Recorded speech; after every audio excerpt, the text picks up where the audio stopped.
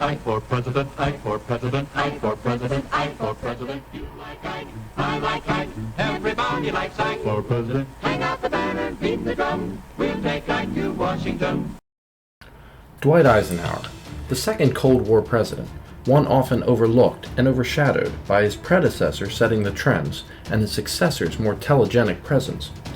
Nevertheless, as the first Republican elected since the Great Depression, he played a clearly significant role in shaping the bipartisan consensus for containment of communism and charted a path that would impact and influence the presidents yet to come in the Cold War. As he awaited inauguration, Eisenhower confronted challenges he inherited from the Truman administration, both of them comprising conflicts in Asia. The first lay in Southeast Asia. The parting advice from the outgoing Secretary of State made clear the failing French efforts to battle the communist insurgency in Indochina. Then again, will we expect any less from the French? The other, of course, was the war in Korea. Fulfilling his campaign pledge to visit the troops there meant Ike ranked as the first president to visit a war zone, and of course this trend continues to current times. Like his fellow Republicans, Eisenhower preached against the Democrats' approach of going, quote, soft on communism. Continuing Truman's talks with the Communist Chinese and North Koreans, the United States negotiated a ceasefire agreement. Two preceding events ensured its completion. First, the death of longtime Soviet dictator Joseph Stalin, who had resisted repeated attempts to compromise and end the stalemate.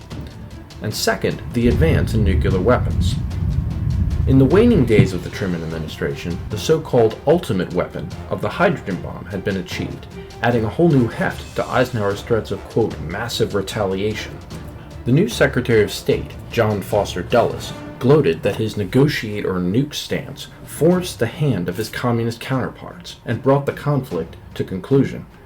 This would become the first of three pillars underlying Eisenhower's approach to the Soviet Union and its communist allies around the world. The next year would see the second key idea of Eisenhower's emerge, as well as a new test of the first. In the spring of 1954, the French were fighting, and losing, as only the French could, to the Viet Minh in Vietnam. As their defenses fell around the last key outpost of Dien Bien Phu, the Joint Chiefs proposed three avenues of American response, the last being a tactical nuclear strike. Eisenhower dismissed this, as well as sending ground troops to rescue the beleaguered French, and as expected, the French forces surrendered both to the inevitable and their Vietnamese opponents, leading to their defeat and withdrawal. But remember, kids, anything the French can do, we Americans can do better, including losing, sadly. Meanwhile, in Central America, the U.S. focused its attention on the communist-friendly government in Guatemala. The threats levied by its president, Jacobo Arbenz, to seize land owned by the United Fruit Company, the still powerful corporation from America's imperialist past, stirred the CIA into action with its Operation Success. The operation faked Arbenz into believing his army was deserting him en masse. Driven from power by a massive deception and propaganda campaign, Guatemala became the first communist-leading country to revert back to the, quote, free world. Whereas the soft Democrats were reactive and only containing communism, the Republicans would, quote, roll back communists and proactively promote the spread of freedom everywhere. Because, nothing promotes the spread of freedom and democracy like installing a military dictator in place of somebody who is red-leaning. Sigh. 1955 would see a change in leadership in the Soviet Union as Nikita Khrushchev took the reins of power in Moscow. It would also see the debut of Eisenhower's third new policy, brinksmanship. From the Republican perspective, Democrats' softness had meant the loss of China, forcing the retreat of the existing government to Formosa, now known as Taiwan. When the Communist Chinese decided to pressure Taiwan by bombarding the offshore islands of Quemoy and Matsu situated between them, the Eisenhower administration backed them off with its promise to go to the edge or brink of all-out nuclear war in defense of its Taiwanese ally. Since China had yet to acquire nuclear weapons, it had no recourse but to stand down. They would still attempt a similar maneuver 3 years later, only to spark a similar rerun of brinksmanship. 1956 represented the end of Eisenhower's term and the prospect of re-election. It also began exposing the limits of his policies. The year before, the Soviet Union matched the acceptance of West Germany into NATO with creation of its own military alliance, known as the Warsaw Pact. Hungarians resented the oppressive grip of the Red Army. Goaded on by American promises of support, they rose up in rebellion to throw the Soviets out of their country. I can't say that I blame them. Budapest is in revolt. With uncontrolled fury, crowds set fire to Russian flags and put Soviet books to the torch. The Red Star is sent tumbling into the gutter. However, no American forces ever arrived. Hungary highlighted the hollowness of Republican rhetoric as the rebels were summarily crushed by Soviet tanks.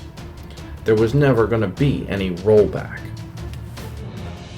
While Eisenhower handily won a second term, it began inauspiciously, as so many second terms often do. The space race began with the launching of the first Soviet satellite, Sputnik, 11 months after his re-election.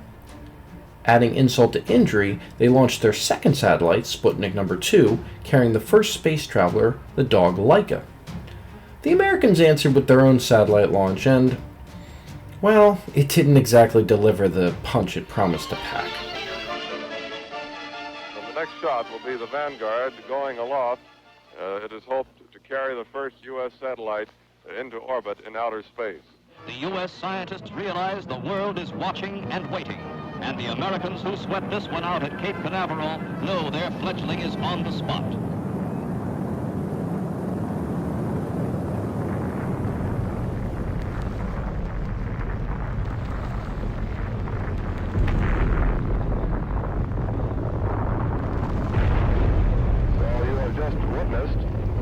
A severe propaganda defeat for this country. By the time he left office, Eisenhower's expansion of the American arsenal meant U.S. nuclear weapons had doubled in quantity and horrible potential every 2 years. So how should one evaluate these hallmark highlights of Dwight Eisenhower's foreign policy? Should actions speak louder than words? Would we even be alive if he'd lived up to those words? Should we focus more on the hardline loyalty to allies like Taiwan in the face of Chinese aggression? Or the failure to practice what we preached towards future allies like the Hungarian people? Well, just remember, if you're looking to me to tell you what to think, the communists win. That's all for this video. I'm the History Guru, and until next time, don't forget kids, duck and cover.